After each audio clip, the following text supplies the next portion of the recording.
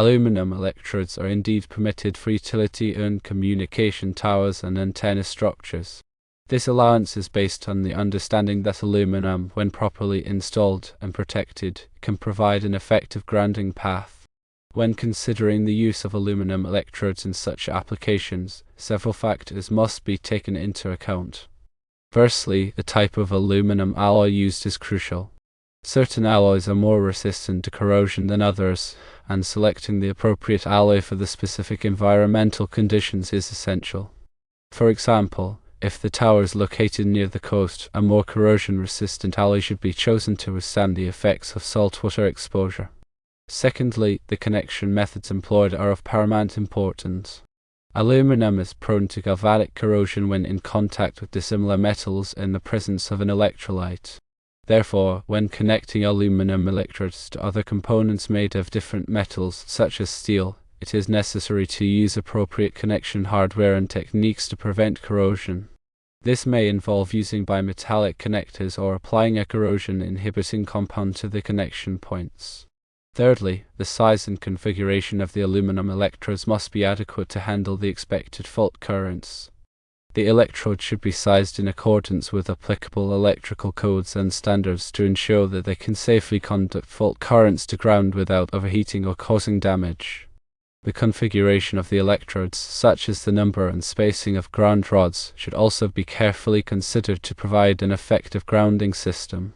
Fourthly, regular inspection and maintenance are essential to ensure the long-term reliability of the aluminum electrode grounding system. The electrodes and connections should be periodically inspected for signs of corrosion or damage, and any necessary repairs or replacement should be made promptly. Proper maintenance can help to prevent grounding system failures and ensure the continued safety of the communication tower and associated equipment. Furthermore, it is important to comply with all applicable electrical codes and standards when installing and maintaining aluminum electrode grounding systems. The National Electrical Code, or NEC, provides detailed requirements for grounding and bonding, and it is essential to follow these requirements to ensure the safety and reliability of the electrical system. The NEC addresses the use of aluminum conductors and electrodes in various sections, providing guidance on appropriate installation methods, conductor sizing, and protection against corrosion. In addition to the NEC, there may be local or regional electrical codes and regulations that apply to communication towers and antenna structures. It is important to be aware of and comply with these additional requirements to ensure that the grounding system meets all applicable safety standards. Moreover, the specific design and installation of the aluminum electrode grounding system should be performed by qualified electrical professionals with experience in grounding and bonding techniques. These professionals can assess the specific site conditions, design the grounding system to meet the applicable requirements, and ensure that the installation is performed correctly. Improperly installed grounding systems can pose a significant safety hazard and may not provide adequate protection against electrical faults.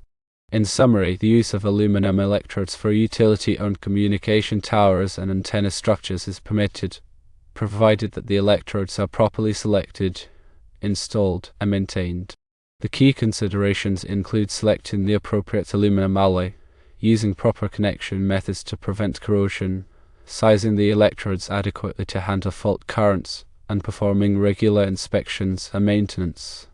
Compliance with applicable electrical codes and standards, such as the NEC, is essential, and the design and installation of the grounding system should be performed by qualified electrical professionals. By following these guidelines, it is possible to create a safe and effective grounding system using aluminum electrodes for communication towers and antenna structures. The information provided here serves as a general overview and should not be considered a substitute for professional engineering advice.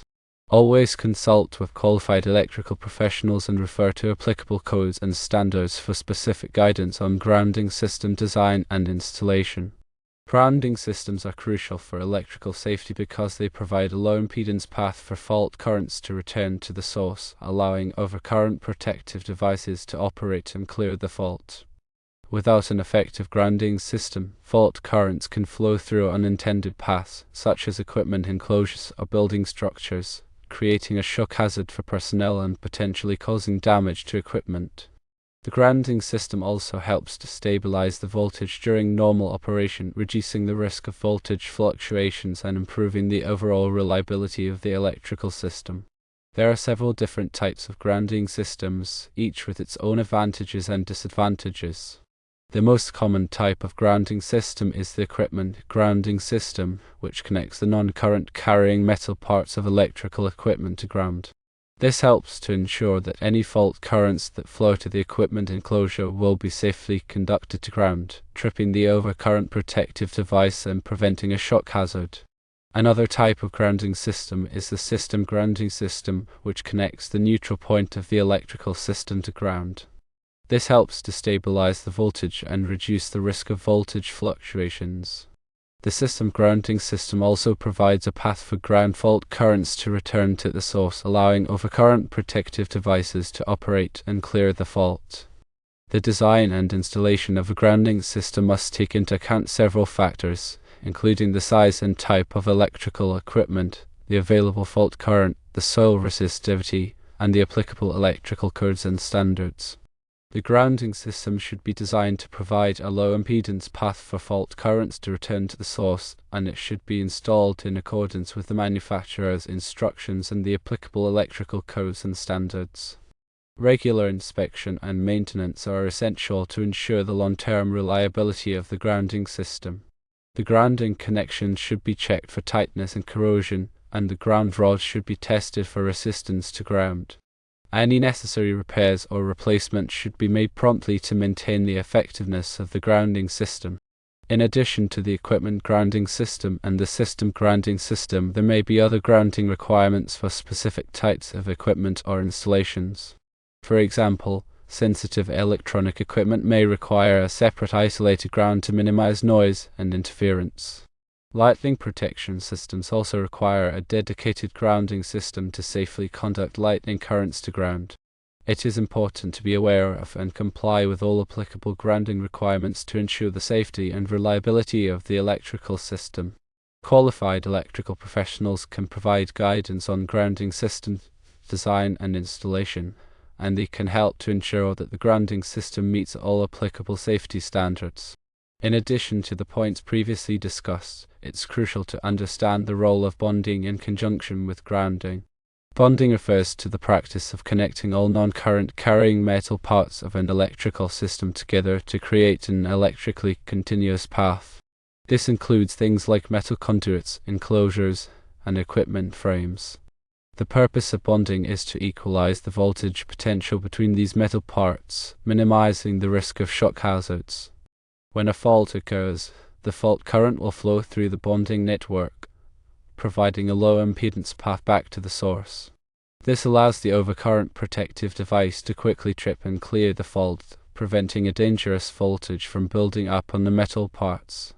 The bonding network is typically connected to the grounding electrode system, which provides the connection to the earth.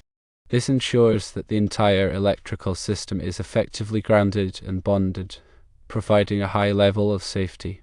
The size of the bonding conductors must be adequate to carry the available fault current. The NEC provides specific requirements for bonding conductor sizing, which are based on the size of the overcurrent protective device. It's also important to ensure that all bonding connections are made properly and are mechanically secure. Loose or corroded connections can increase the impedance of the bonding path, reducing its effectiveness. In addition to the general bonding requirements, there may be specific bonding requirements for certain types of equipment or installations. For example, swimming pools and spas require extensive bonding to minimize the risk of electric shock hazards. The NEC provides detailed requirements for bonding swimming pools and spas, which must be followed carefully. Another important aspect of grounding and bonding is surge protection. Surge protective devices, or SPDs, are designed to protect electrical equipment from transient voltage surges, such as those caused by lightning strikes or switching operations. SPD work by diverting the surge current to ground, preventing it from reaching the protected equipment. The effectiveness of an SPD depends on its ability to quickly and efficiently divert the surge current to ground. This requires a low impedance grounding path. Therefore, it's important to ensure that the SPD is properly grounded. The grounding conductor for the SPD should be as short and straight as possible to minimize impedance. It should also be connected to a dedicated grounding electrode, if possible. The NEC provides specific requirements for SPD grounding, which must be followed carefully. In summary, grounding, bonding, and surge protection are all essential components of a safe and reliable electrical system. Grounding provides a low impedance path for fault currents to return to the source. Bonding equalizes the voltage potential between metal parts, and surge protection protects against transient voltage surges. The design and installation of these systems must be performed by qualified electrical professionals and must comply with all applicable electrical codes and standards. Regular inspection and maintenance are essential to ensure the long-term effectiveness of these systems.